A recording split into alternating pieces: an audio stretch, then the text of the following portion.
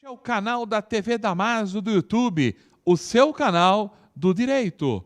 Hoje, neste projeto de aulas especiais para você e para todos, uma grande alegria, uma satisfação. Estamos recebendo hoje, nesta oportunidade aqui nas nossas aulas especiais, o querido professor e advogado, Dr. Carlos Alberto Dabos Maluf. Professor Dabos Maluf, olá, tudo bem? Bom dia, doutor Zaquim. É uma honra e uma satisfação muito grande em poder atender o convite da TV Damásio e seu convite para proferir essa palestra. Muito obrigado, professor Carlos Alberto Dabos Maluf. Um prazer, uma grande satisfação contar com a presença, a participação do professor nesta oportunidade aqui para os nossos alunos da graduação, os nossos alunos da pós-graduação do Damásio, os nossos alunos, os concurseiros, portanto, que se preparam para os concursos nas carreiras jurídicas, advogados e advogadas pelo país inteiro, alunos de graduação também, de todas as demais instituições do país que buscam aqui, no canal da TV Damásio, seu canal do direito no YouTube. Uma transmissão, portanto, com temas atuais, temas importantes, como este que o professor vai nos apresentar hoje. O professor Carlos Alberto Dabos Maluf vai nos apresentar sobre o tema revisão dos contratos de direito privado em tempos de pandemia. O nosso convidado de hoje, professor Carlos Alberto Dabos Maluf, é graduado em Direito pela Faculdade de Direito da Universidade de São Paulo,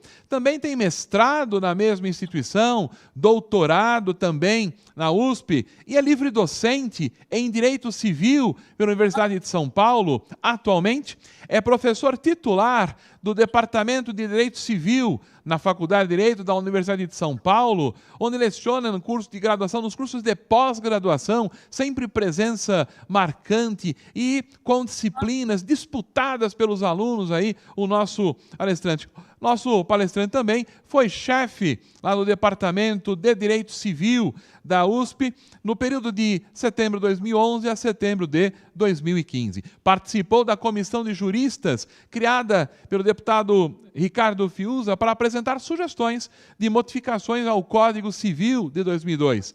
Tem experiência, larga experiência em direito, na área de direito, notadamente no direito civil, atuando principalmente nos seguintes temas: no condomínio edilício, direito das obrigações, direito dos contratos, responsabilidade civil, direito da propriedade, direito de família, direito das sucessões. É autor de vários artigos, inúmeros artigos e obras jurídicas importantes, editadas pela editora Saraiva, sua coleção, portanto, do direito civil. E, recentemente, o nosso palestrante é coautor da obra União de Fato, pela editora Almedina, escrevendo lá um importante artigo aí sobre a questão da união estável. Professor Carlos Alberto Dabos Maluf, uma alegria e uma satisfação tê-lo aqui conosco. Eu quero trazer aqui os cumprimentos, não só do Damásio Educacional, mas o cumprimento da alta diretoria desta instituição, pela alegria e o prazer e a honra de ter o professor aqui conosco nesta oportunidade, tratando de um tema de suma importância, de muita relevância, que é exatamente a revisão dos contratos de direito privado em tempos de pandemia. Professor, passo de pronto, portanto, a palavra para a sua aula especial para todos nós. Alegria. Bem, muito obrigado, Zaquim, por essa apresentação. Você carregou nas tintas a meu respeito. É que eu sou professor antigo, não é verdade? Sou um dos mais antigos da Faculdade de Direito e dou aula lá há mais de 40 anos, que não é pouco. E fui aluno de Washington Barros Monteiro, Silvio Rodrigues, trabalhei com o professor Miguel Reale na Eletropaulo por mais de 20 anos, de forma que eu tenho uma história de vida muito ligada ao direito. E com a morte de Washington Barros Monteiro, passei a ser o coautor do curso de Direito Civil do professor Washington Barros Monteiro, que está na 45ª edição. E, recentemente, tenho feito livros em coautoria com a minha mulher, Adriana Rego Freitas Dabos Maluf. Fiz com ela 3 livros: Curso de Direito de Família, Curso de Direito das Sucessões, Introdução ao Direito Civil, e também comentei o Estatuto da Cidade. Isso que ao longo e outras monografias, quer dizer, são quase 20 livros. Mérito, não sei. Como eu já sou mais velho, então, ao longo da vida, produzi esses livros jurídicos todos, de artigos, etc, etc. Mas fiz porque tenho vocação, gosto, e antes de ser professor de direito, eu já era advogado. Eu sou advogado há apenas 50 anos, o que não é pouco. Com certeza que ninguém era nascido quando eu já era advogado. Bem, Zaquim, nos anos 90, eu conhecia o professor Damásio, de longa data, e nos anos 90 ele me convidou para dar algumas aulas no curso dele, preparatório para a OAB. Isso foi em 1997. Dei poucas aulas, mas eu tinha uma relação próxima ao professor Damásio de Jesus, que eu conheci, ele também era de editora Saraiva. Ele era mais velho do que eu, mas eu o conheci pessoalmente e bem. E era um profundo conhecedor de toda a área do direito penal. E o código dele era um clássico, lá editado pela Saraiva.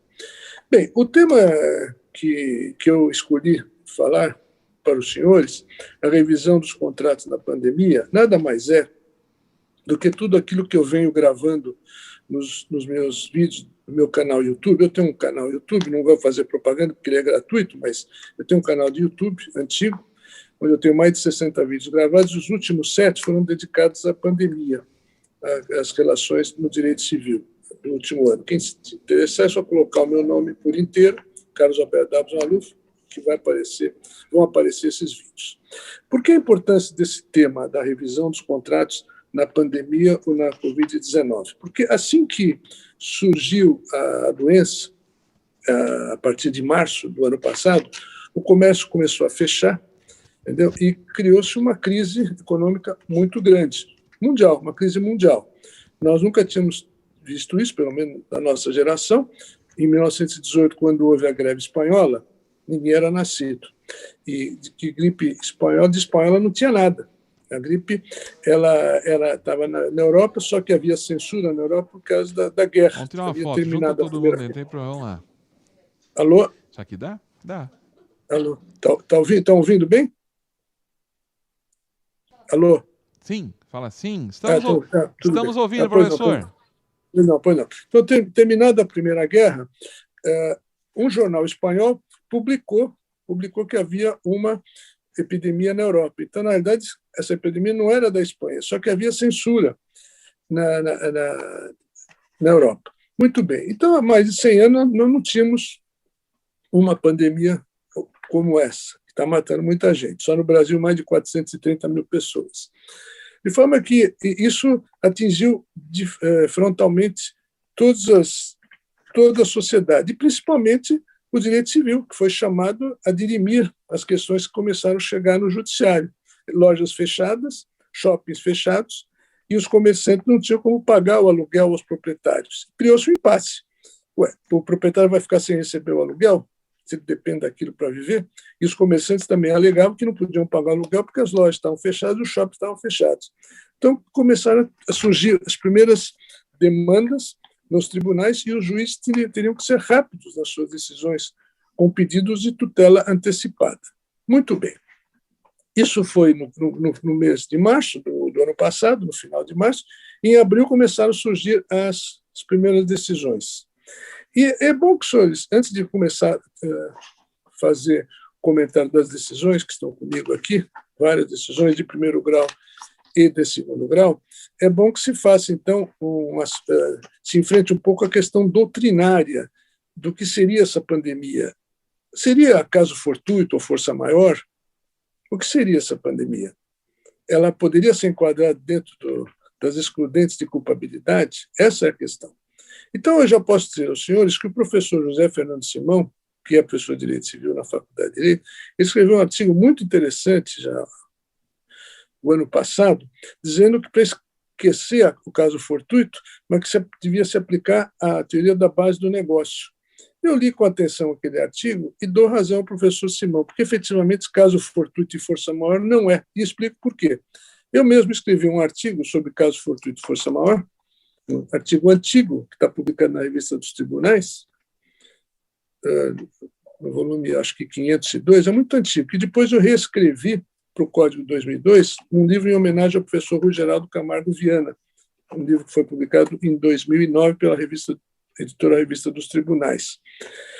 Eu atualizei para o Código de 2002. Então, efetivamente, o Código Civil brasileiro, tanto de 1916 como de 2003 e 2002, eles não fazem a distinção entre caso fortuito e força maior. O legislador entende que há sinonímia entre ambas as expressões. É só conferir o artigo 1058 do Código de 1916, e seu parágrafo único, com o artigo 393, parágrafo único, do Código de 2002, que praticamente é uma cópia. O legislador de 2002 copiou o artigo 1058 e não faz a distinção, entendendo que existe sinonímia entre as expressões caso fortuito e força maior. E quem é que faz a distinção? É a doutrina brasileira, baseada na doutrina francesa. A doutrina francesa, que era aquela do século XIX, que começou comentando o Código Napoleão, quer dizer, o Código Civil francês de 1804. E todos aqueles autores da escola da exegese francesa que enfrentavam essa questão da interpretação do Código Civil francês. Só para dizer alguns nomes, teríamos ali o Aubry-Roux, na França, o Demolombe e o Théophile Hic, que foram os comentadores do Código Civil francês de 1804. Isso no século XIX. No Brasil, o Código previa a questão do Código da caso fortuito, da força maior, no artigo 1058, só que não fazia a distinção. Um professor antigo do Rio de Janeiro, chamado Arnoldo Medeiros da Fonseca, escreveu uma obra clássica nos anos 30 do século XX, com o nome Do Caso Fortuito e Teoria da Imprevisão.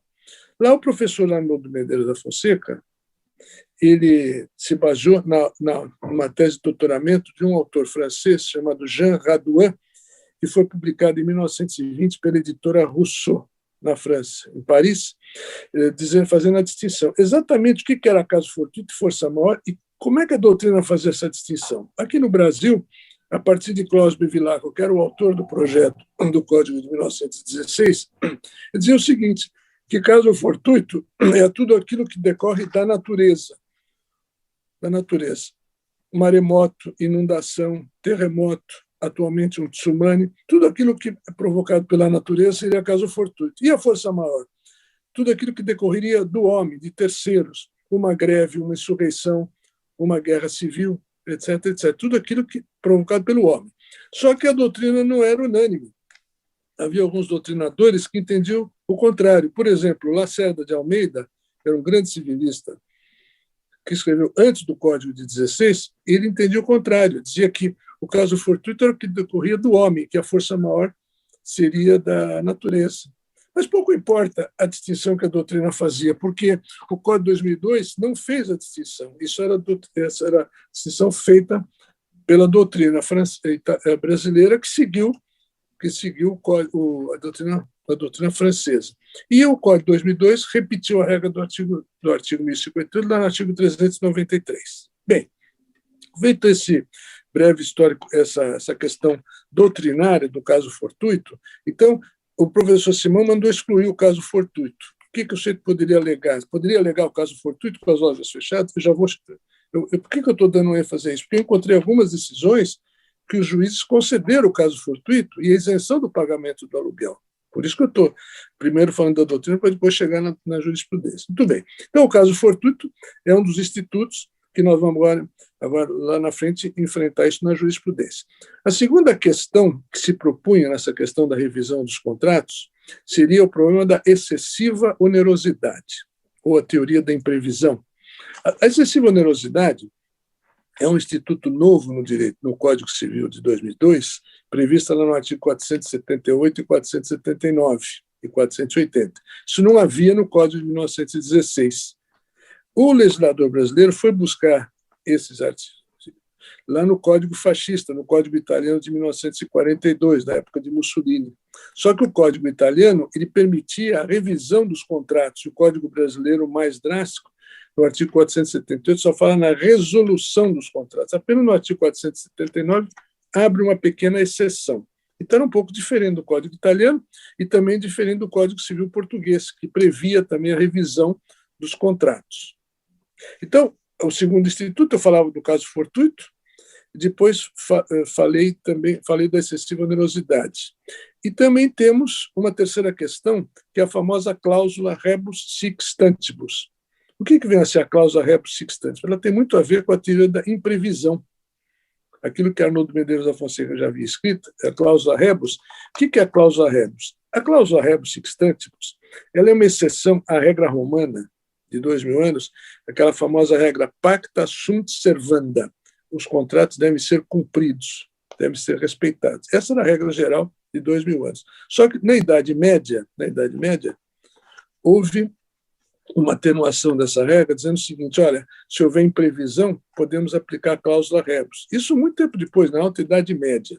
Mas para não falar, a nossa aula não é de história do direito, já para transportando essa questão da cláusula agora para o direito recente, atual do Brasil, isso começou a ser aplicado no Brasil. Alguns autores chegaram a escrever sobre isso no Brasil. Um deles, o professor Paulo Carneiro Maia, em 1959, escreveu um trabalho sobre cláusula rebus sic stantibus.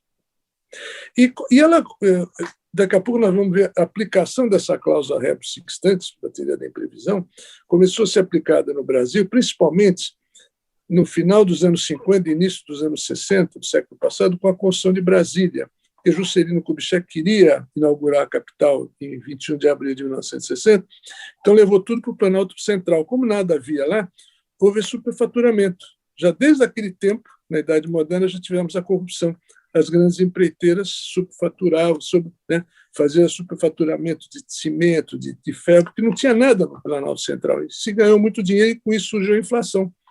Com a inflação nos anos 60, muitas construtoras que haviam vendido os apartamentos a preço fixo não conseguiam concluir suas obras, porque o comprador alegava que tinha comprado o apartamento a preço fixo e se recusava a pagar o reajuste. E as construtoras foram à justiça e falaram: se não houver reajuste, nós vamos quebrar.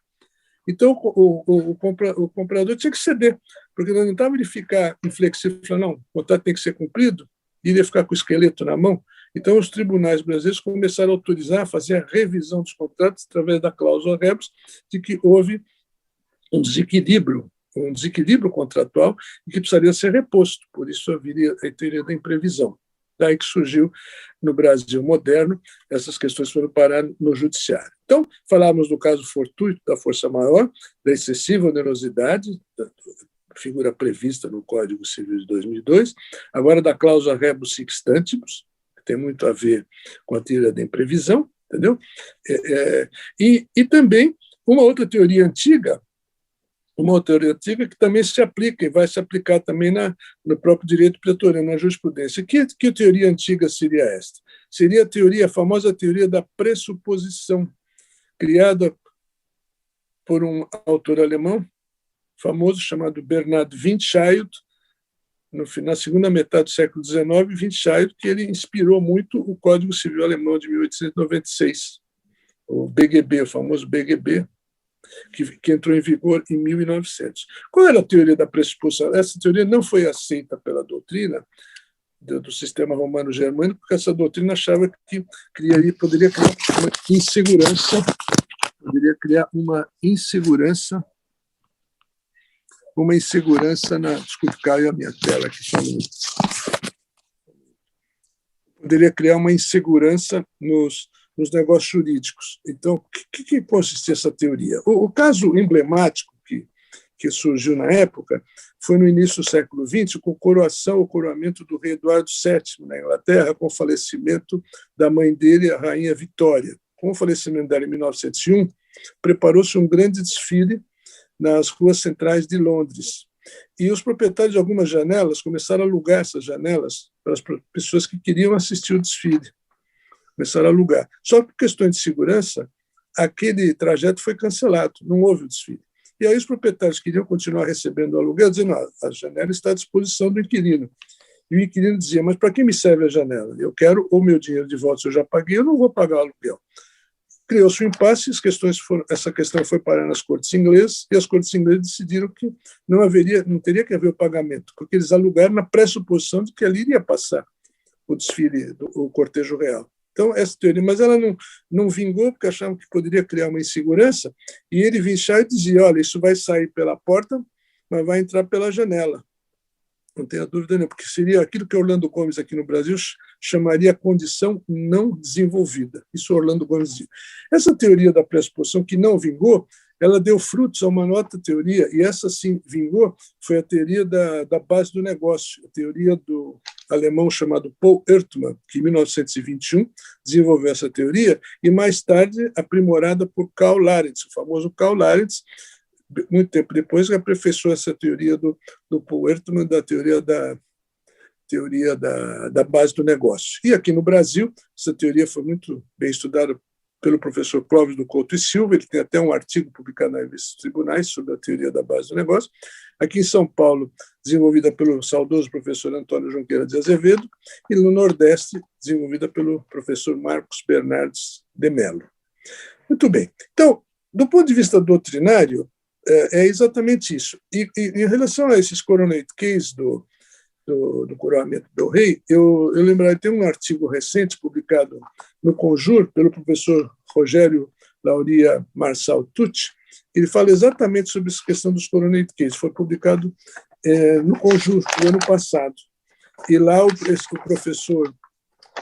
professor Rogério Lauria Marçal Tucci, ele faz menção a um artigo da professora Paula Forgione e do ex-ministro Eros Roberto Grau, mas aí envolvendo o direito público, porque no direito público, né, nós temos, não podemos esquecer, muito embora estamos cuidando do direito privado, mas é bom vocês lembrarem que tem a Lei 8.666, de 93, e o artigo 65, que fala do famoso fato do príncipe. Fato do príncipe, que também está lá previsto na consolidação das leis do trabalho. Tem um artigo da CLT que diz o seguinte: por fatores imprevisíveis, o empregador pode despedir o empregado, desde que ele pague os direitos trabalhistas. E aí que está o problema. Se eu tenho, com a pandemia tudo fechado, eu não vou ter dinheiro para pagar as indenizações trabalhistas, as multas, os 40%, é uma fortuna. E o empregado não vai pedir as contas, ele vai querer receber seus direitos. Então, a CLT diz do fato do príncipe que isso mais pertence ao direito público. Mas vamos nos concentrar aqui no direito privado apenas para não deixar em branco todas essas questões. O artigo 65 da Lei 8.666, de 93. Bom, então, da doutrina, eu queria agora, antes de começar a falar dos acordos da jurisprudência, eu queria falar de alguns autores que enfrentaram essa questão da excessiva onerosidade. No caso fortuito, nós tivemos o professor Arnoldo Medeiros da Fonseca, que escreveu nos anos 30. Nos anos 40 do século passado, o professor Agostinho Neves Arruda Alvim escreveu um livro clássico chamado A Inexecução das Obrigações e Suas Consequências, a primeira edição de 1949. Já falei do professor Paulo Carneiro Maia, que escreveu sobre a cláusula rebus sixtantis, em 1959.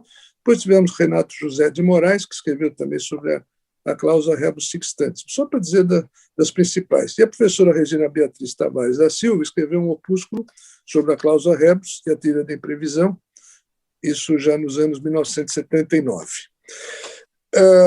Quanto à excessiva onerosidade, nós teríamos que lembrar a monografia recente do professor Francisco Paulo de Crescencio Marino, que é professor de graduação da Faculdade de Direito, sobre excessiva onerosidade, e temos um artigo do André Borges de Carvalho Barros, intitulado Excessiva Onerosidade, no livro de Direito dos Contratos, coordenado pelos professores Flávio Tartucci e Giselda Hironaka, um livro de 2008, feito pela editora Método, essa do ponto de vista de doutrina.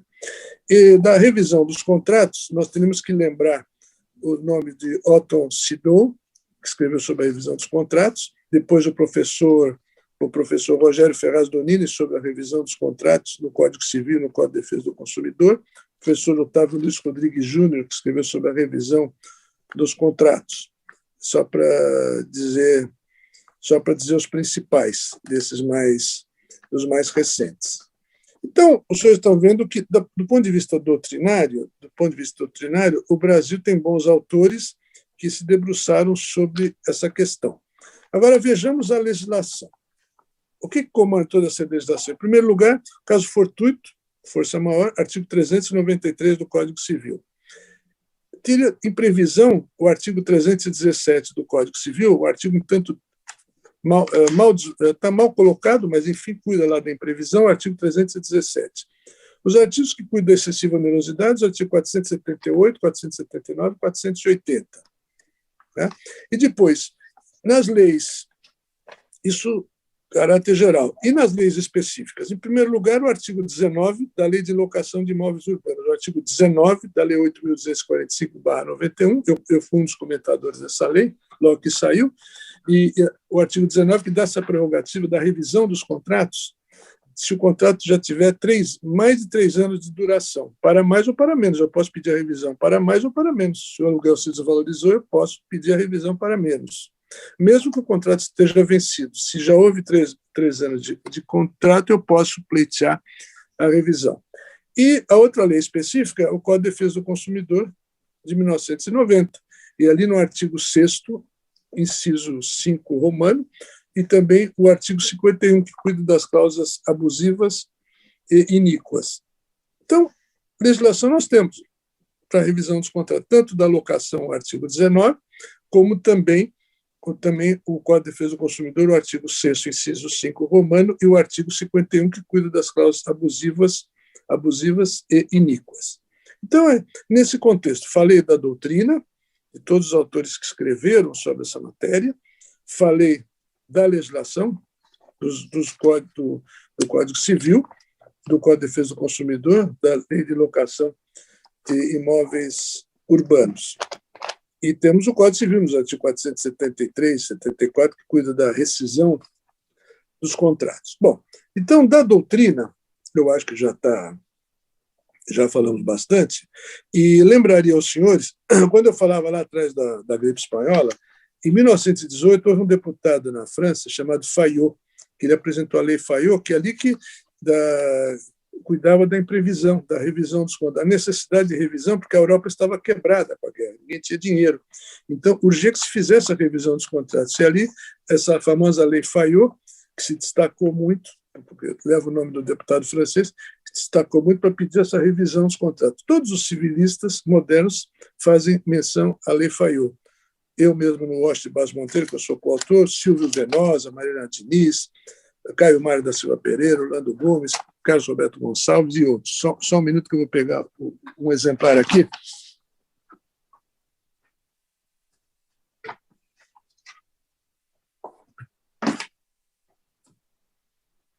Desculpe, fui pegar o exemplar da Lei Fayot de 1918.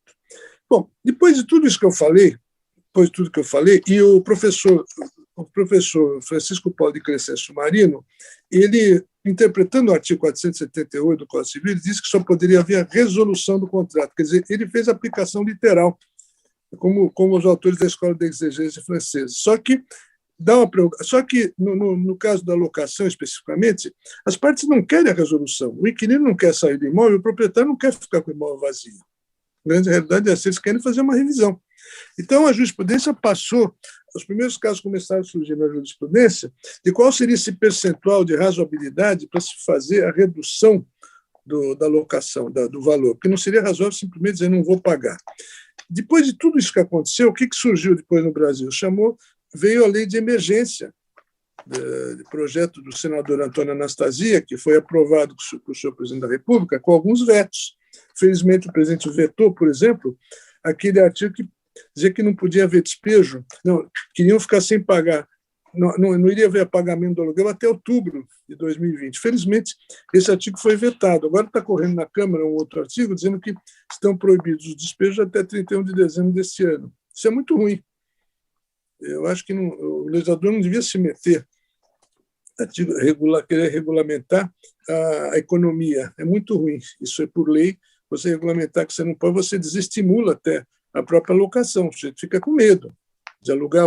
Essa alteração desse índice, que dos aluguéis eu reconheço que está muito alto, do IGPM, então tem que mudar esse índice, porque realmente chegou a 30%. É impossível você ter um aumento de 30% quando ninguém está conseguindo pagar nenhum aluguel.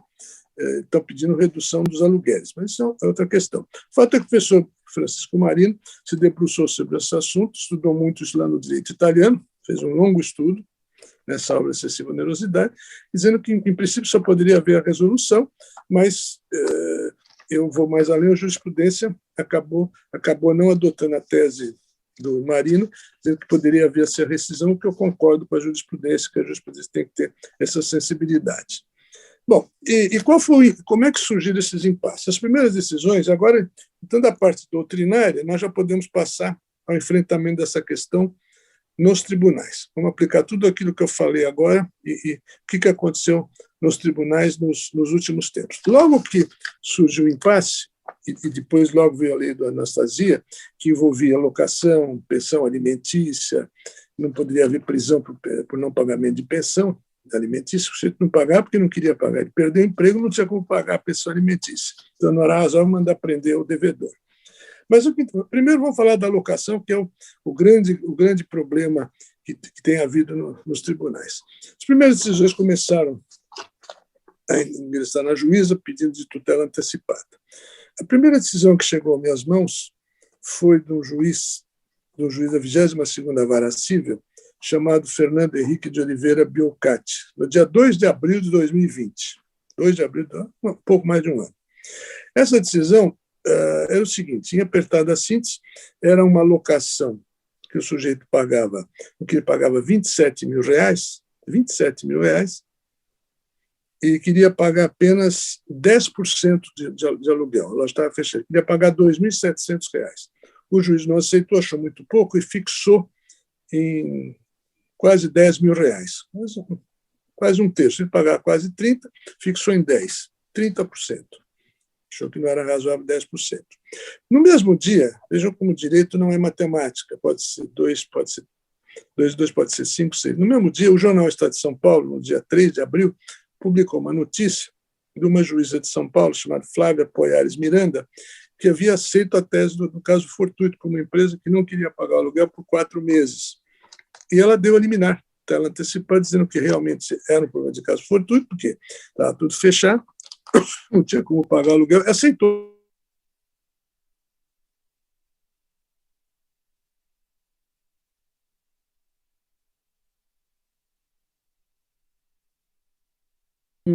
Uma decisão da 2ª Vara Civil de Santos, do juiz Cláudio Teixeira Vilar, e nesse caso é o seguinte, era um buffet que tinha 2 pontos comerciais alugados em Santos de uma empresa, e ele ofereceu, estava tudo fechado, não tinha mais evento, ofereceu 20% de pagamento de aluguéis.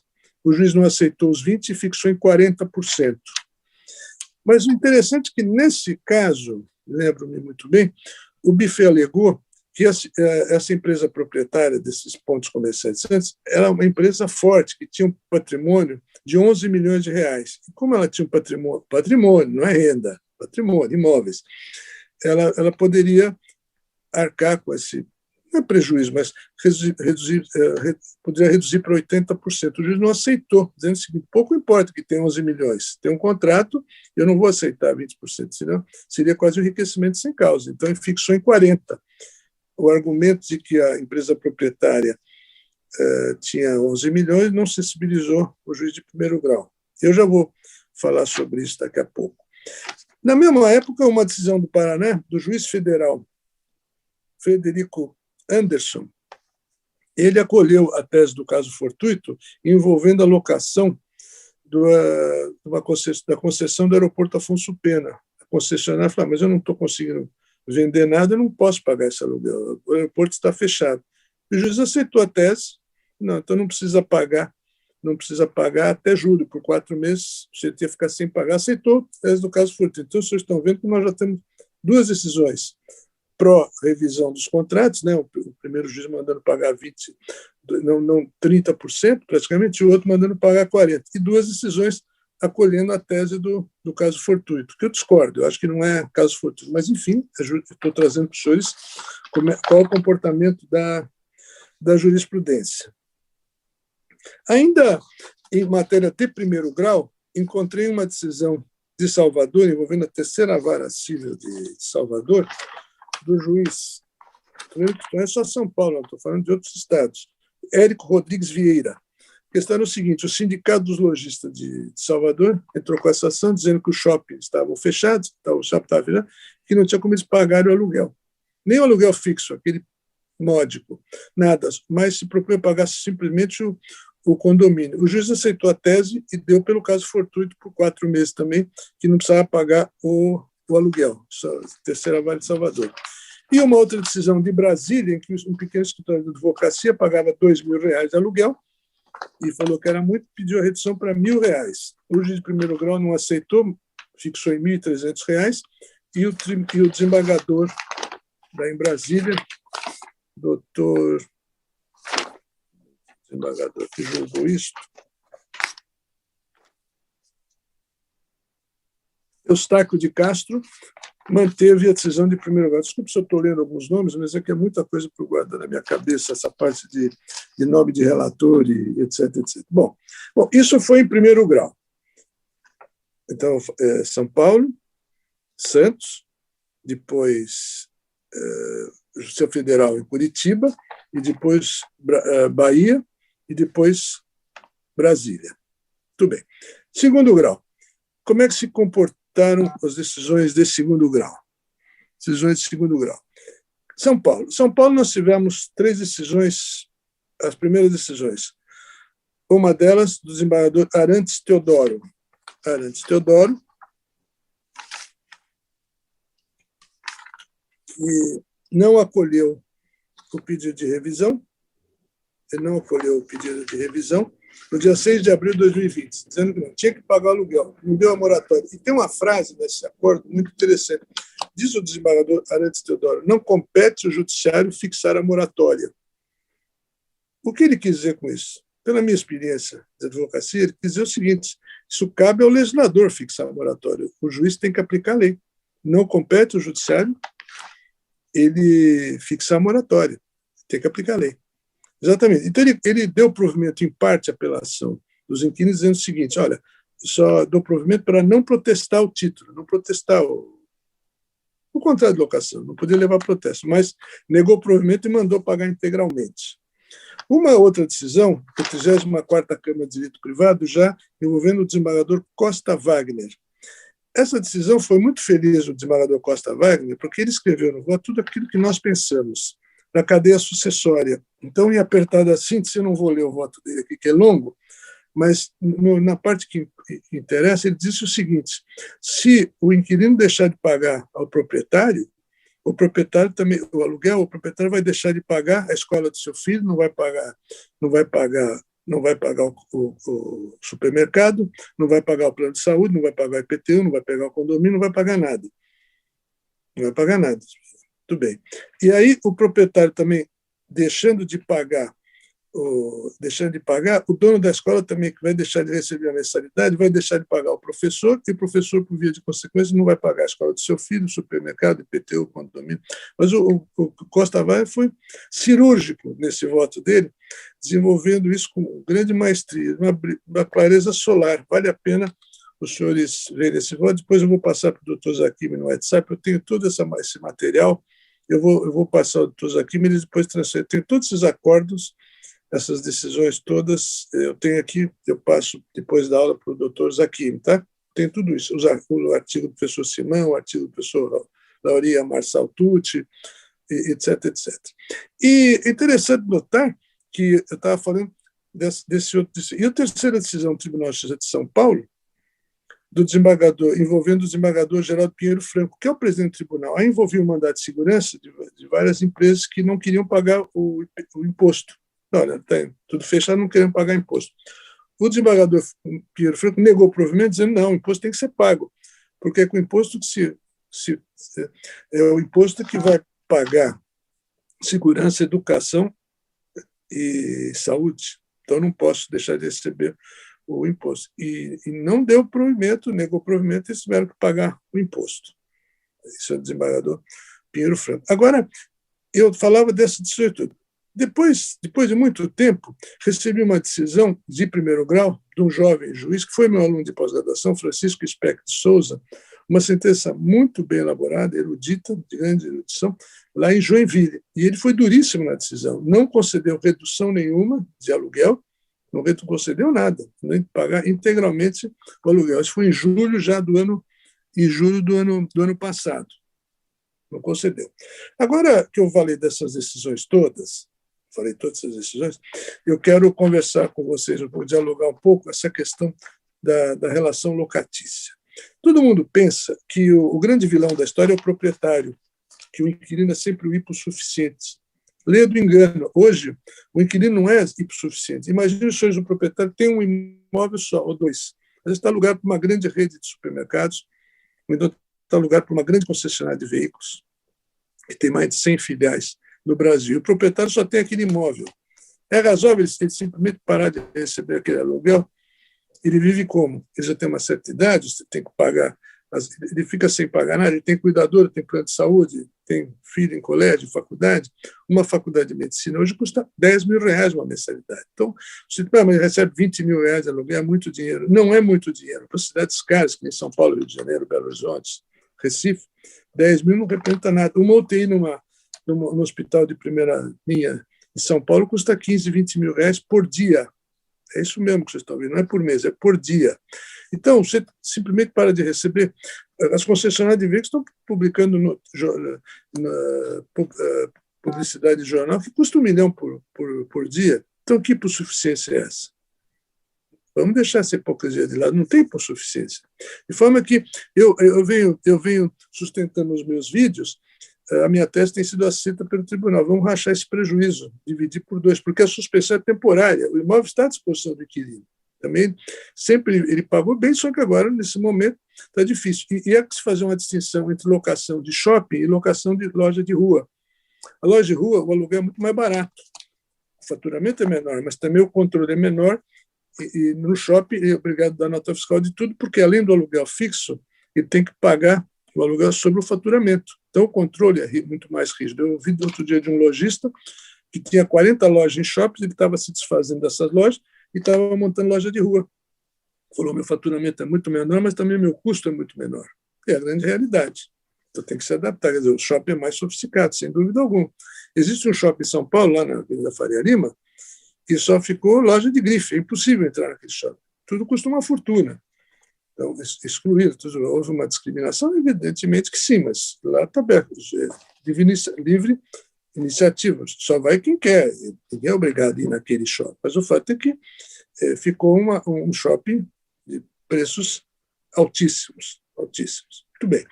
Então, a tese que eu vinha desenvolvendo, e os tribunais passaram a adotar, foi o seguinte: o proprietário não é sócio do inquilino. Prestem bem atenção nisso. O proprietário não é sócio do inquilino. Eu vou dar um exemplo. Rua 25 de Março, região da 25, a rua mais movimentada de São Paulo, onde passam 800 mil pessoas em épocas normais, não em época de pandemia. Se o inquilino fatura R$1 milhão por mês, se ele tem um aluguel de 20 mil, ele vai continuar pagando 20 mil de aluguel. Ele não vai dividir, não vai chegar para o proprietário e falar, olha, esse mês eu faturei R$1 milhão, eu vou dar 200 mil para o senhor. Não vai fazer isso, ele vai continuar pagando o aluguel fixo. Então, ele não é sócio do inquilino. Então, também, na primeira crise, ele também não pode falar, não vou pagar o aluguel, simplesmente eu quero pagar 10%. Não é razoável. A meu ver, isso caracteriza um enriquecimento sem causa, sem dúvida alguma. Porque então o inquilino vai ficar sozinho no prejuízo. Então, a minha tese de 50% é que tem prevalecido na jurisprudência. Os tribunais têm fixado em 50% de pagamento, 50% cada um perde um pouco, ou pelo menos 50%. E isso eu tenho acompanhado. O grande problema é que nós não temos nem súmula nem enunciado. Isso é muito ruim. Cria uma insegurança jurídica. Cada um fica na cabeça do juiz. Um dá 20%, dá 30%, dá 40%, outro não dá nada. Quer dizer, o cliente chega e fala, eu vou ganhar, doutor? Não sei, depende da cabeça do juiz. Eu vou agravar, o que eu vou fazer? Não sei. Então, vocês estão vendo que tem decisão para tudo que é gosto, totalmente disparatadas. E nenhum caso ainda chegou no STJ, é tudo muito novo, vai demorar para chegar no STJ. É preciso que haja ou um enunciado ou uma súmula, porque isso vai realmente criar problema lá na frente, porque essas diferenças são muito elevadas. Na época de execução vai dar problema assim lá na frente. É por isso que eu estou me antecipando. De forma que essa minha tese de que não tem que haver divisão do prejuízo, essa tese minha que tem prevalecido nos tribunais. O inquilino não é sócio do proprietário. O proprietário ele tem que receber o aluguel, né? Porque o inquilino não vai dividir o lucro. Ele não abre as contas dele, quanto ele faturou ou deixa de faturar. Os empregados são dele. Se ele vai à falência, fecha-se a loja, depois vai ter que pedir ao juiz da massa falida para que o síndico libere mediante arrecadação. Você sabe quanto tempo demora isso. Imagina uma loja que tem linho, botão, armarinhos. Quanto tempo o síndico, com boa vontade, vai levar para levantar todo o inventário daqueles bens? Sem contar aquilo que todo mundo já sabe, criam dificuldades para vender facilidades. Vocês já entenderam? Mas aí eu vou ter que ficar não sei quantos dias aí, mas eu tenho urgência, eu preciso liberar o imóvel para poder alugar de novo, não é verdade? Então, essa minha tese que tem sido vencedora nos tribunais, que não tem que arcar simplesmente com o prejuízo. Eu acho que tem que dividir, cada caso é um caso, porque, cara, ninguém tem culpa disso. O proprietário deixou a loja à disposição, está à disposição do inquilino. Ele falou, e a suspensão é temporária, as roupas estão lá, os móveis estão lá, tudo lá dentro. Não houve esbulho, não houve nada, simplesmente houve a pandemia. Então, pouco importa se vai chamar isso de caso fortuito ou força maior, o fato é que nós temos um impasse que nós temos que resolver esse impasse. Tá? Então, eu queria, já estou terminando. Ainda tenho mais 5 minutos, doutor Zakimi? Doutor Zakimi, ainda tenho mais 5 minutos?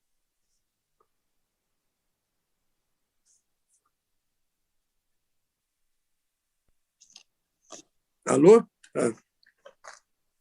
Bem, então, resumindo tudo que eu falei hoje, tudo que eu já falei hoje, e primeiro falei da parte doutrinária, todos aqueles autores que mencionei, depois todas essas sentenças que eu disse aos senhores, que eu falei, e depois aquilo que a jurisprudência vem julgando e continua julgando, e agora, recentemente, a Câmara, não sei se vai passar ou não, mas já tem agora um projeto proibindo os despejos até 31 de dezembro desse ano de 2021. Não sei se isso vai passar, mas tudo isso cria uma incerteza muito grande. E só para concluir agora, passando da alocação, vamos aos planos de saúde. O plano de saúde é um problema seríssimo, porque a inflação, o plano de saúde, o preço sobe muito mais do que a inflação.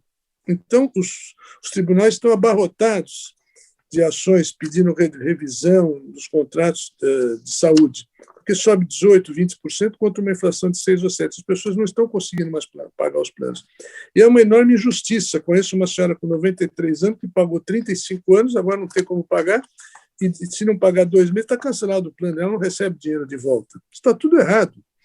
Existe aquela famosa teoria que vem se desenvolvendo no Brasil, teoria do adimplemento substancial. O sujeito que paga 35 parcelas de 36 de um automóvel, não é justo a financeira entrar com ação de busca e apreensão porque não recebeu a última parcela. Isso é que em direito se chama a teoria do adimplemento substancial. Se eu já paguei 95% do preço, não é razoável perder o bem. Tem que haver um jeito, não é que eu não vou pagar a última, não é que eu preciso ficar, eu devo ficar sem pagar a última parcela, mas tem que haver uma saída jurídica para que a pessoa não perca o bem. Isso vale para o automóvel, vale para o apartamento, ou vale para qualquer coisa. E nós temos as cláusulas abusivas, o artigo 6º da lei do Código de Defesa do Consumidor, né? Inciso 6º romano, que diz exatamente o seguinte, né? A revisão das cláusulas contratuais, aspas, em razão de fatos supervenientes que as tornem excessivamente onerosas. Artigo 6º, inciso 5 romano. Razão de fatos supervenientes que as tornem excessivamente onerosas. É exatamente o que se dá no caso concreto. Né? Então, vocês estão vendo que essa questão de excessiva onerosidade, hoje, essa novidade do Código Civil é muito importante, e os tribunais têm se valido muito, prestem atenção, senhores, agora no que eu vou dizer, desses 3 artigos do Código Civil, o artigo 317, o artigo 478 e o artigo 479 do Código Civil. O artigo 317, mal colocado no Código, mas, enfim, ele vem 317, que diz exatamente o seguinte: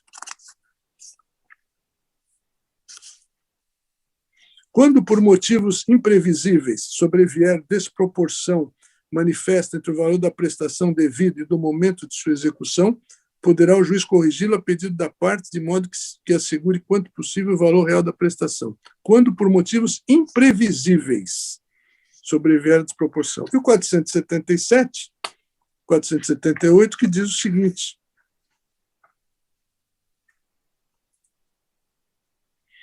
nos contratos de execução continuada ou diferida se a prestação de uma das partes se tornar excessivamente onerosa, com extrema vantagem para a outra em virtude de acontecimentos extraordinários e imprevisíveis, poderá o devedor pedir a resolução do contrato. Os efeitos da sentença que a decretar retroagirão a data da citação. Aqui o legislador fala na resolução, mas o artigo subsequente, que é o 479, ele já diz o seguinte: a resolução poderá ser evitada oferecendo-se o réu a modificar equitativamente as condições do contrato.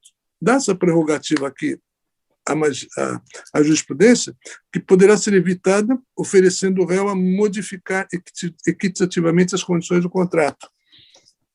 Como eu disse aos senhores, a redação do Código italiano era melhor, porque já dava direto a revisão dos contratos, como também o Código Civil português. Bem, depois de tudo isso que eu falei, para concluir, depois de tudo o que nós falamos então na aula de hoje, né? Nós estamos falando tudo aquilo que enfrentar e, finalmente, o enriquecimento sem causa. O que vem a ser o enriquecimento sem causa? É aquilo que, lapidarmente, Orlando Gomes dizia já, que dá-se o enriquecimento sem causa quando o enriquecimento de alguém, o empobrecimento de outro, e sem justa causa e sem nexo causal.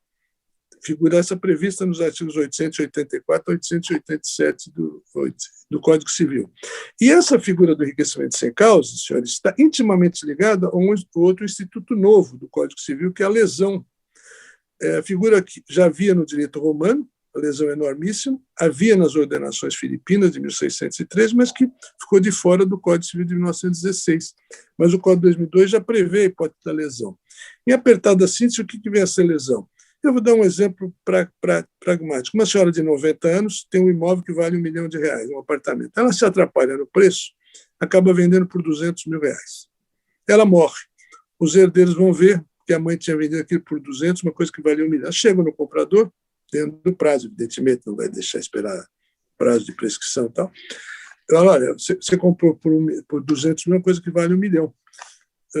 Vamos fazer o seguinte: ou você completa o preço, e o Código Civil dá essa prerrogativa de completar o preço, ou então nós vamos entrar com a ação de pedir de volta e nós vamos lhe devolver o sinal também corrigido. Que também nós não podemos ficar com o sinal, senão seria enriquecimento sem causa, que ele ficou com o sinal.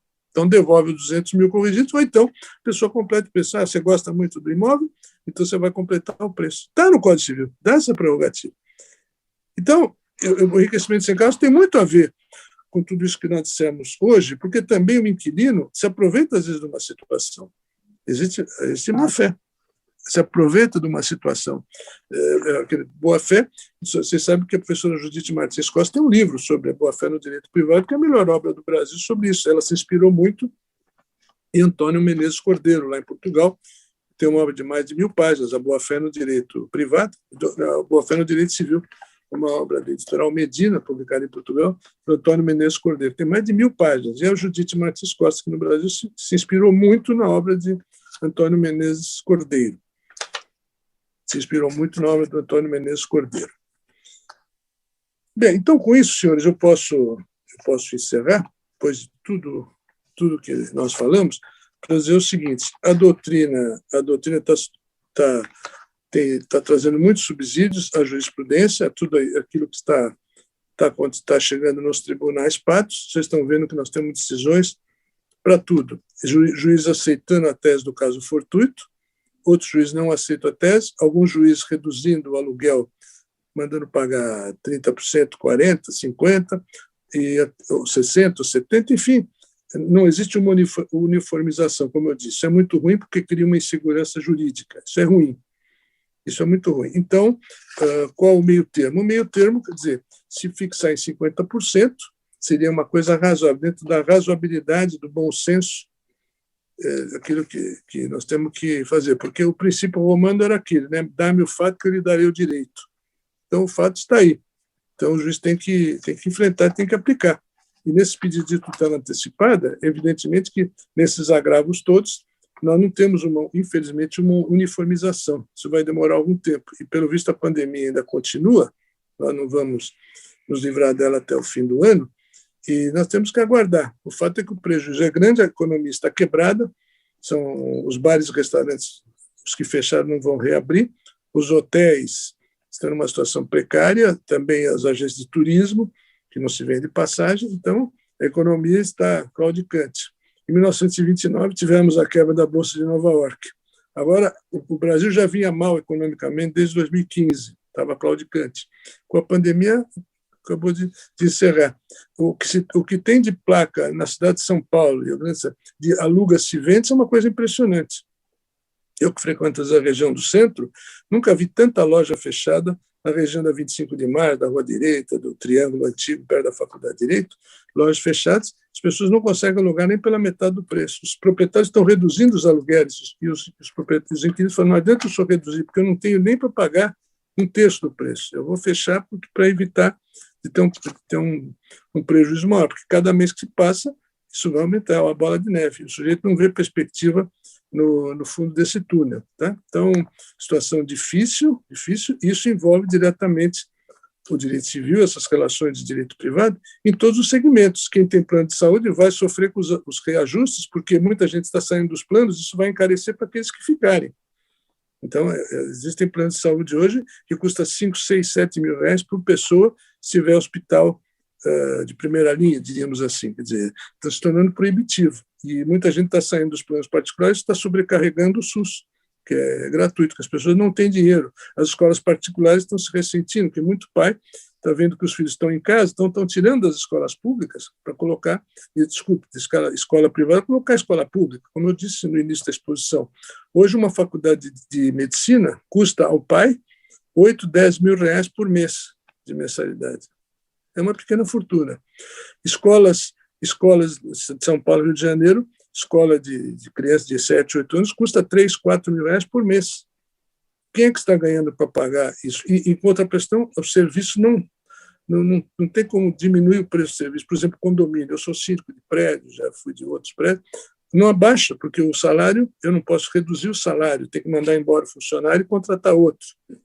Não posso, tem que indenizar, por exemplo.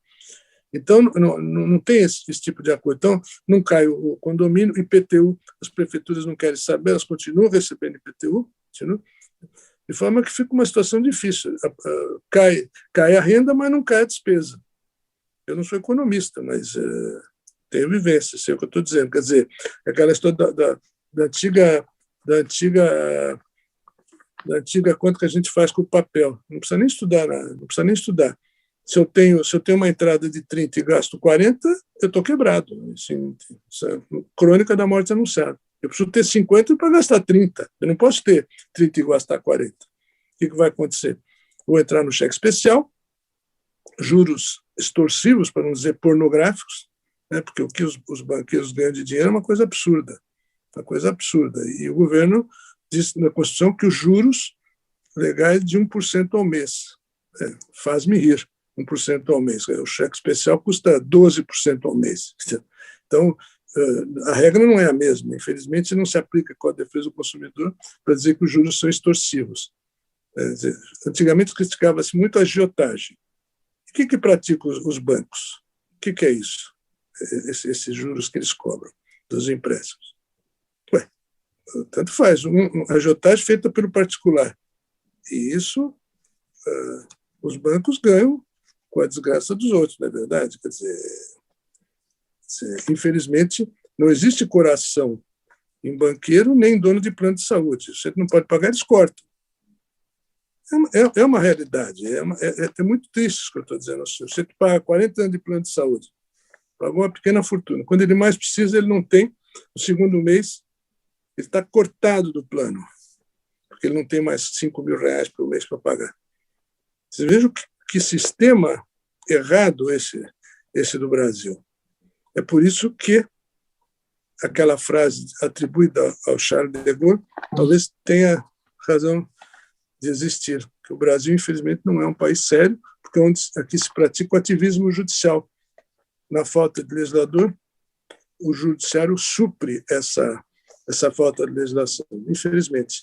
E esse ativismo a gente vê a toda hora, até a nossa própria Corte Suprema, que deveria ser o guardião da Constituição, e a gente vê essas decisões. Eu encerro essa minha aquilo que eu estou dizendo, para dizer o seguinte: eu publiquei até uma nota no jornal Estado de São Paulo semana passada, lembrando Rui Barbosa, há 100 anos atrás, ditadura da toga. A pior ditadura é do Poder Judiciário, que contra essa a gente não tem a quem recorrer. Eu agradeço a todos os senhores a atenção que me dispensaram. Um bom dia e que sejam felizes. Muito obrigado.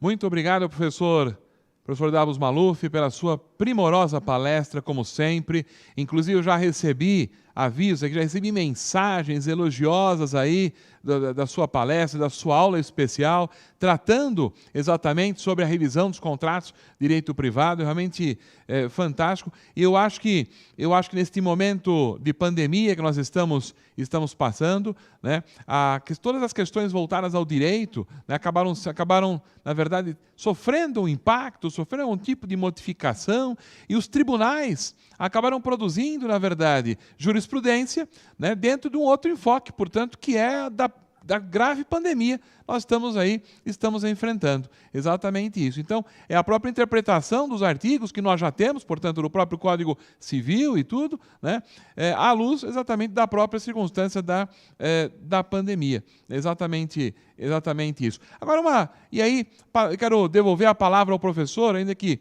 brevemente, mas o professor acha, na verdade, que passando este momento de pandemia, ou seja, consolidando-se ao longo de mais tempo a questão da própria vacinação e tudo, a economia se reaquecendo, o professor acha que voltamos a uma situação de novo normal ou de normalidade, e aí, portanto, esses argumentos acabam enfraquecendo, porque não teremos mais pandemia?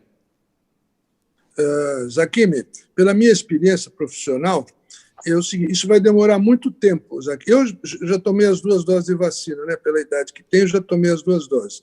Só que a grande parte do povo brasileiro não tomou essas 2 doses. Isso vai demorar, Zaquim, infelizmente, 3, 4 anos para voltar ao normal.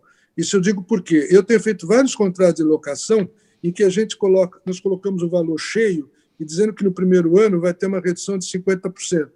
E já não se aplica mais o IGPM como vinha sendo aplicado.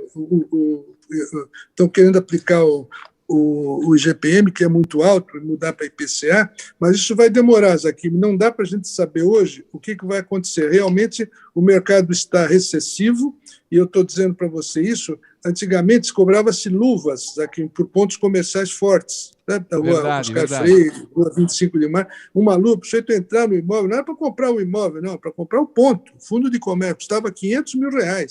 Hoje não tem mais luva e o aluguel caiu de 40 mil para 30, de 30 para 20, isso quando o sujeito não consegue pagar nem 50%. Então, eu acho que a curto prazo aqui, isso vai demorar, mesmo que diga que a economia vai... Porque se abre e fecha, segunda onda, terceira onda, quarta onda, é uma incerteza muito grande.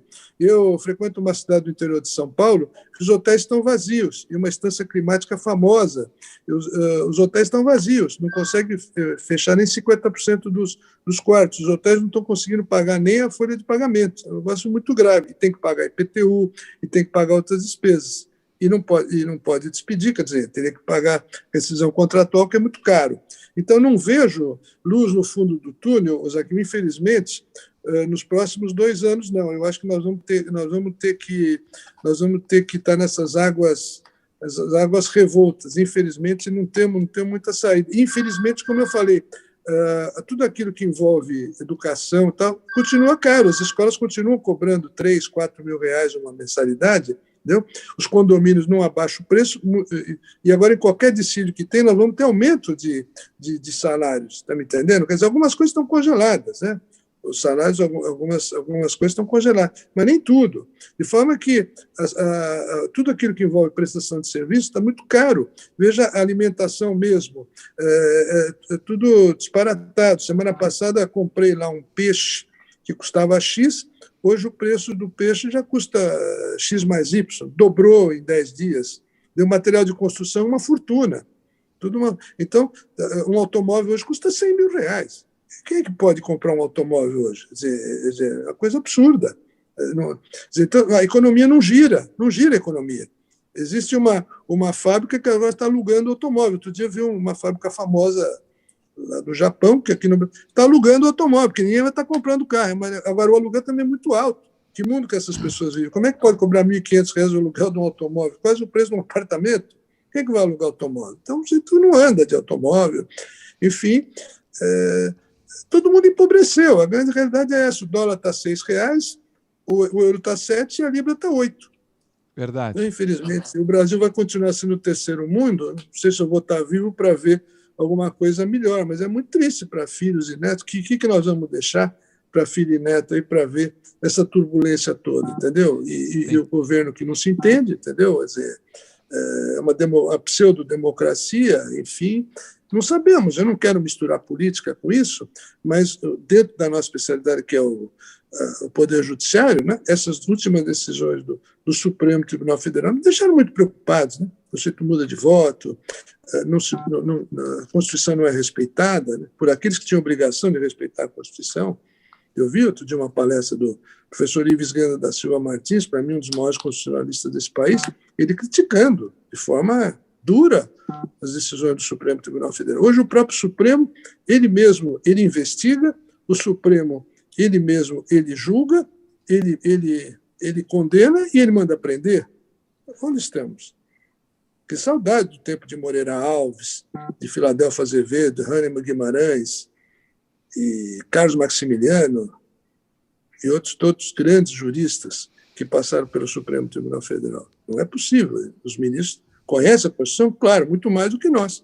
Mas, infelizmente, o Supremo virou um tribunal político, porque eles são indicados pelos presidentes e ex-presidentes e eles devem favores desses presidentes e ex-presidentes. Essa é a grande realidade. Eu escrevi, mandei uma mensagem nesse sentido, quer dizer, precisa mudar essa forma de composição do Supremo. Tem que haver uma outra forma, não essa forma por indicação, porque aí você fica servil e subserviente àquele que lhe indicou. É a triste realidade. Muito bem. Não sei se respondi, doutor Zaquim. Mas, professor, se me permitir, só mais 2 minutinhos, se me permitir, eu não posso perder a oportunidade que o professor está conosco, esta satisfação, esta honra que o professor nos concede, estar conosco aqui no canal da TV Damásio, no YouTube. Me permita, e o professor, na verdade, é conhecido por todos os amigos e por todos os seus alunos como sendo uma, entre aspas, uma biblioteca ambulante, na verdade. E profunda. E me permita fazer a seguinte indagação. Para um jovem civilista, estudioso do direito civil, que quer estudar em profundidade o direito civil, quer seja um aluno da graduação ou que acabou de se formar, eu queria que o professor colocasse 2 parâmetros. Alguns autores do direito civil, clássicos, tradicionais, que este jovem precisaria se ater e debruçar, e alguns autores também mais modernos, mais contemporâneos. O que o professor poderia orientar nesse sentido, o nosso público?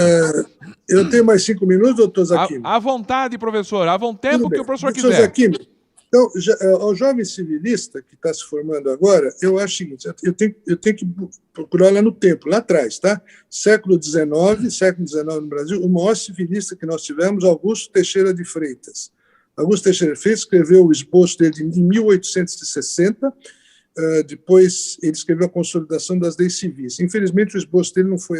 Houve o rompimento do contrato dele com o imperador, ele desgostoso, e ele morreu no final do século XIX. Então, Augusto Teixeira, o principal dos civilistas, só para dizer do Brasil, não vou nem dizer de Portugal, né? Senão teria que ir lá atrás, tempo das ordenações filipinas. Mas o Augusto Teixeira de Freitas é importante. Depois tivemos Carlos de Carvalho, também no final do século XIX, a Consolidação das Leis Civis do Carlos de Carvalho. Clóvis Bevilacqua, o autor do projeto, dispensa qualquer comentário, o autor do projeto do Código Civil de 1916, ele apresentou esse projeto em 1899.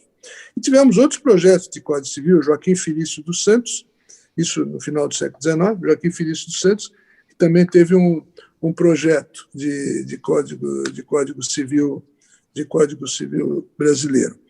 O Clóvis Bevilacqua, sim. No início do século XX, o Bevilacqua e o Lacerda de Almeida, outro grande civilista, e também o Inácio Carvalho de Mendonça, que era irmão do Xavier Carvalho de Mendonça. O Xavier Carvalho de Mendonça era comercialista. e o Inácio Carvalho Mendonça era civilista. Isso no começo do século XX. Depois tivemos Eduardo Spínola, que foi ministro do Supremo Tribunal Federal, tem uma obra clássica, Sistema do Direito Civil, esse ministro era da Bahia, Eduardo Spínola e Eduardo Spínola Filho. E tivemos depois também, quando o Código Civil de 16 foi feito, tivemos os comentários do Clóvis Bevilacqua, Código Civil comentado, e um outro grande autor chamado João Luiz Alves, que escreveu a primeira edição do Código Civil anotado em 1917. Depois disso, tivemos uma outra edição em alguns volumes, mas o original do João Luiz Alves é de 1917, se não me falha a memória, a editora Briquet, eu acho que do Rio de Janeiro até. Paralelamente a isso, nos anos 1930, uma obra longa do João Manuel Carvalho Santos, que escreveu o Código Civil Interpretado, da editora Freitas Bastos. O João Manuel Carvalho Santos, tivemos várias edições, depois atualizadas por outros autores, que ele morreu logo em seguida, e outros autores se encarregaram de atualizar o Código Civil Interpretado de Carvalho Santos. Com a morte de Clóvis Bevilacqua, em 1944, começaram a surgir os primeiros cursos sistemáticos de direito civil. O primeiro deles, aquele que eu sou coautor até hoje, do Washington de Barros Monteiro. Washington de Barros Monteiro, professor catedrático de Direito Civil na São Francisco e na PUC, ele escreveu o curso dele em 6 volumes, ele tornou-se catedrático em 1959, e a partir de 1953 ele começou a escrever o curso dele de Direito Civil em 6 volumes. Eu fui aluno do Washington nos anos 70, na pós-graduação, e também o outro professor, Silvio Rodrigues, que era o concorrente do Washington de Barros Monteiro, escreveu depois, de quem eu fui aluno também. Então, aqui em São Paulo, o Washington de Barros Monteiro, que é um clássico, todo mundo tem que ler esse livro, não é porque eu sou coautor, mas é um clássico, Silvio Rodrigues, e na PUC a professora Maria Helena Diniz, que sucedeu o professor Washington de Barros Monteiro na cadeira, foi aluna de Washington de Barros Monteiro. Depois, Silvio Salvo Venosa, e Carlos Roberto Gonçalves, mais recentemente, e agora um jovem civilista que vem se destacando, que é o Flávio Tartucci. E lá no Rio de Janeiro temos o Paulo Nader. E também temos 2 professores da PUC, o Nelson Neri e a professora Rosa Maria de Andrade Neri. Tem o Código Civil deles anotado, e também de Código Civil anotado de 2002 tem o meu código do editora, está na 10ª edição, coordenado pela professora Regina Beatriz Tavares da Silva, que era coordenado pelo deputado Ricardo Fiuza, que faleceu a partir da 6ª edição, a professora Regina Beatriz. E temos o código do ministro César Peluso, da editora Manoli, que tem vários autores de nomeada, como o Francisco Loureiro, o Cláudio Luiz Bueno de Godoy, Nestor Duarte e outros. O meu código a minha coautoria, Mariana Diniz, Zeno Veloso, Regina Beatriz Tavares da Silva, Mário Delgado, Newton De Luca, enfim, outros autores de nomeada também. São os 2 códigos comentados que mais foram vendidos. O nosso está na 10ª edição já, a primeira foi de 2002, a 10ª de 2016. E esses são os mais recentes, doutor Zaquim, mas é importante lembrar dos antigos, que as pessoas nem sabem que existiram esses grandes civilistas, Augusto Teixeira de Freitas, Eduardo Spínola, e outros autores, por exemplo, Virgílio de Sá Pereira, escreveu Direito de Família. Então havia uma obra no Brasil, doutor Zaquim, em 1900, o comentário ao Código Civil, era o famoso manual Paulo de Lacerda. Grandes civilistas escreveram, eles comentavam o Código Civil. E no Código de 2002, eu mesmo escrevi no volume 3 da Atlas, Código Civil Comentado, coordenado pelo professor Álvaro Vilaça Azevedo. Eu mesmo escrevi o volume 3, comentei o volume Prescrição, Decadência e Prova, da editora Atlas 2009. É uma obra que ficou, infelizmente, faltaram 2 volumes, mas é uma obra da editora Atlas que grandes autores comentaram o Código Civil de 2002. Então, a Saraiva fez a obra dela, a Atlas, e também a editora Forense do Rio de Janeiro. Fizeram esses comentários ao Código Civil brasileiro. O meu curso de Direito, o Washington de Barros Monteiro, e eu, hoje, de Direito de Família, eu tenho o meu curso de Direito de Família, que está indo para a 4ª edição agora, junto com a doutora Adriana Dabos Maluf, que é minha mulher, o curso de Direito das Sucessões e a Introdução ao Direito Civil. E no Rio de Janeiro temos o Francisco Amaral, que escreveu sobre a Introdução ao Direito Civil, também, que é um outro clássico. Isso sem contar várias monografias, doutor Zaquim. Ficaria aqui à tarde toda para lembrar das monografias, mas os mais importantes Isso sem contar Pontes de Miranda, né? O Francisco Cavalcante Pontes de Miranda, que é o tratado dele, que tem 60 volumes. E tem autores que se tornaram célebres com obras monografias. Marcos Bernardo de Mello, lá da Saraiva, Existência, Variedade, Eficácia, Antônio Junqueira de Azevedo. Aí são obras pontuais, monografias claras. Eu mesmo tenho várias monografias minhas, Condomínio edilício, Condomínio tradicional, Limitações ao Direito de Propriedade, Teoria para da Desapropriação. Eu mesmo tenho mais de 10 livros meus de monografias específicas do direito. Mas eu lembraria, esses nomes que eu falei, não é possível o aluno não conhecer. Infelizmente, na sala de aula, ninguém dá essa matéria. Ninguém sabe. Se perguntar para o aluno quem foi Eduardo Spínola, ele não sabe. Não sabe. Carvalho Santos, ninguém sabe quem é. Dizer, então, existe essa falta de memória, é grave isso. Para o jovem, tem que saber. Não é possível não saber que Augusto Teixeira de Freitas foi o maior civilista do Brasil do século XIX. Mas, infelizmente, hoje nos cursos de concurso, as pessoas estão preocupadas de passar no concurso. Então, existe aquela profundidade de um pires, desculpe a expressão, a dureza da crítica, mas é a profundidade de um pires. Não se sabe quem é. Certa feita, numa escola, o professor falava não sei quem, Josserra, não era o José Serra, Josserra, sabe quem era? Josserran, Louis Josserran, o grande civilista francês. Se não sabe francês, não tem obrigação de saber que o nome dele é Josserran, né? Josserra. Dá a impressão que, mas quem é José Serra? Não tem esse jurista chamado José Serra. É triste realidade, né? O ensino, os donos de faculdade só pensam em ganhar dinheiro, mas o ensino realmente ficou enlatado. Eu que eu sou antigo, eu estudei latim 7 anos, então eu sei o que eu estou dizendo. A falta do latim é essa, porque não sabe português, não sabe escrever. E francês, então, não dá, como dizia o professor Silvio Rodrigues, se não souber direito, se não souber francês e italiano, não pode ser civilista. E tinha toda a razão, porque aqui no Brasil, o inglês, muito embora seja a língua universal, para o direito civil pouco serve o inglês, porque aqui serve o sistema romano-germânico, é o italiano, o francês e o alemão, quem souber, que é o sistema mais próximo ao brasileiro. Diferente do sistema inglês, que é o direito consuetudinário. O sistema americano, que é como o law, são os cases. Né? Então, é isso. E agora o Código Civil argentino, temos um Código Civil novo, 2014.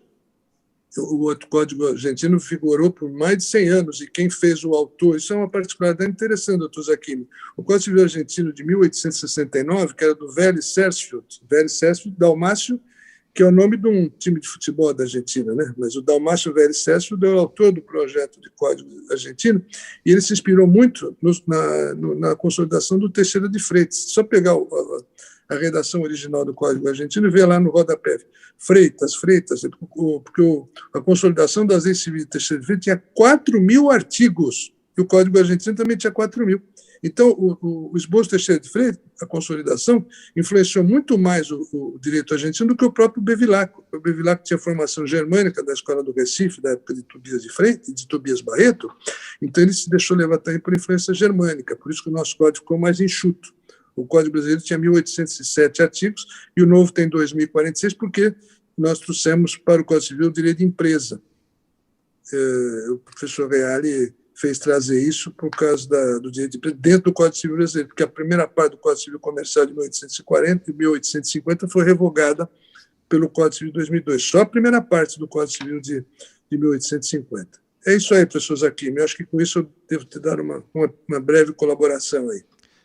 Muito obrigado, professor. Eu falei muito rápido, depois nós podemos trocar ideias. Eu acho que eu falei um pouco rápido demais, porque era muita informação. Tá? Fique tranquilo, professor. Foi excelente, está tudo registrado, gravado. É uma alegria, uma satisfação tê-lo conosco. Falo novamente, né, exatamente isso. E eu quero quebrar aqui um pouco o protocolo, porque nós vamos fazer aqui uma foto. O professor fica daí, eu fico aqui. Vamos fazer uma selfie. Pode ficar aí, muito bem. Então, deixa eu me arrumar aqui, porque né, não é concurso de Miss Brasil, mas vou me arrumar um pouco aqui, tá? Muito bem. Pode fazer, professor.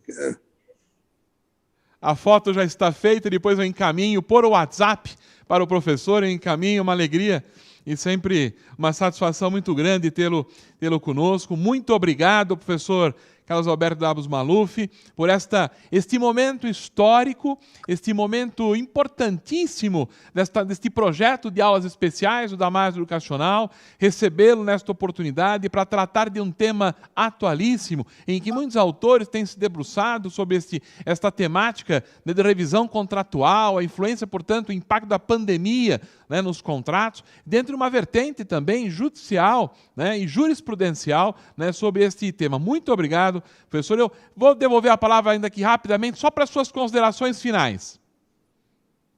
Bem, professor Zaquim, muito obrigado pelo convite que me foi feito. Eu aceitei de pronto voltar a essa casa.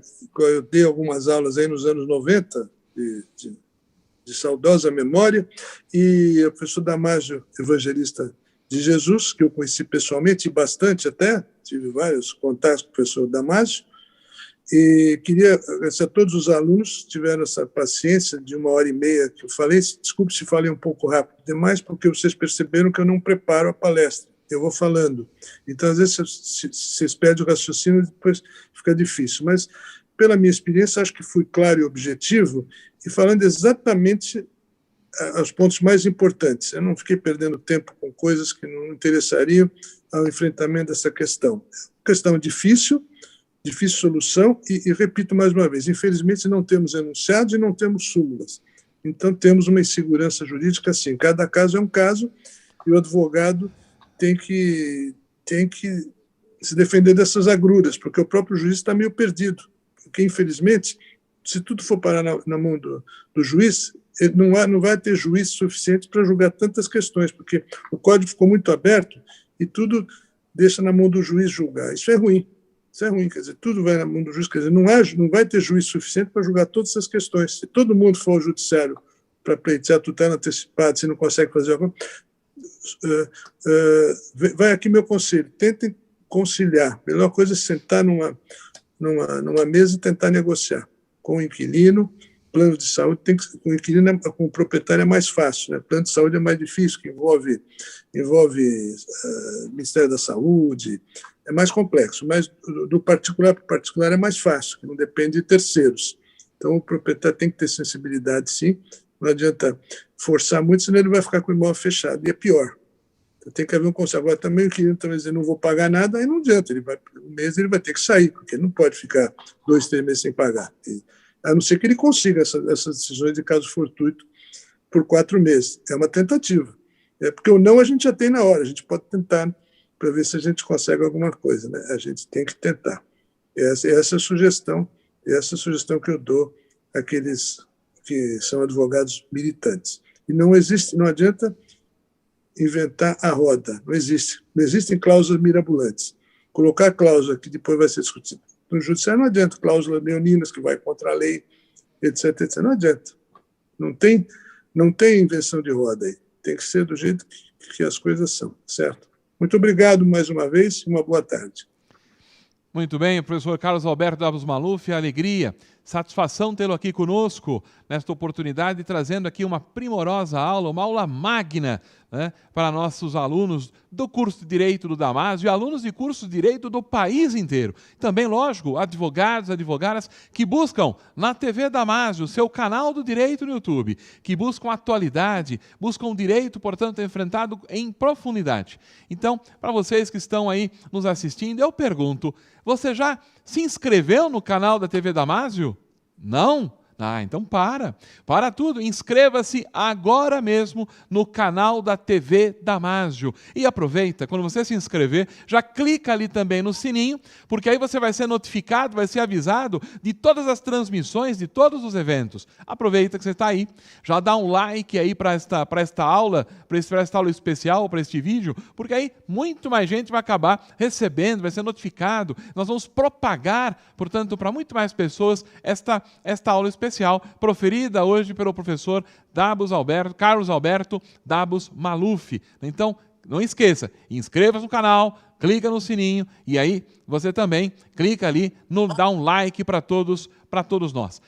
não poderia acabar essa nossa aula especial sem antes fazer aqui também um agradecimento muito especial aos profissionais dos estúdios da TV Damásio, né, que estão colaborando, estão nos ajudando com toda a atenção, com todo o carinho, toda a dedicação para fazer chegar até você o melhor som, a melhor imagem, para chegar até você qualidade. Exatamente isso. Então, os profissionais aqui da TV Damásio, alegria, satisfação estar com vocês. Eles recebem aqui os nossos cumprimentos e os nossos mais sinceros agradecimentos aí por todo o trabalho, por toda a dedicação, por todo o carinho que tem atuado aí constantemente nos estúdios da TV Damásio. Grande abraço, professor Carlos Alberto Dabos Maluf, uma felicidade muito grande tê-lo aqui, uma honra, uma satisfação, um momento histórico aqui no Damásio Educacional, tê-lo conosco. Muito obrigado, até uma próxima oportunidade. E a todos vocês que estão nos assistindo, naveguem aí pelo canal da TV Damásio, tem várias outras aulas especiais de temas de direito eleitoral,